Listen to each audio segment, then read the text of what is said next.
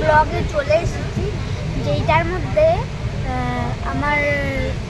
আমি কিছু অনেকক্ষণ ধরে ভিডিও বানাইনি, কিছুদিন আগে একটা ভিডিও দেখেছি, ওটা দেখে।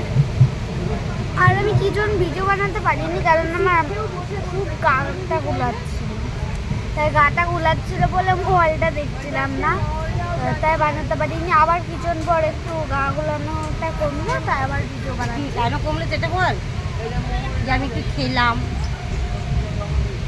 খাওয়ার পরে গাটা গোলানো কমলো। আমি সকালবেলা ওটা কিছু খাইনি, দৌড়িয়ে চলে এসেছি। আর এখানে আমি কিছু খাবারও আনিনি, যে একটু সকালবেলা ব্রেকফাস্ট করবো, কিছুই আনিনি।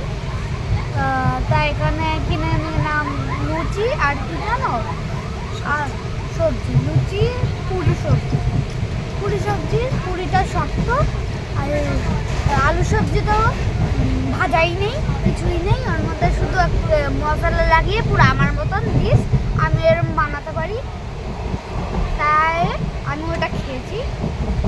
খাওয়া দাওয়া হয়ে গেছে, তাই ব্লগ করি।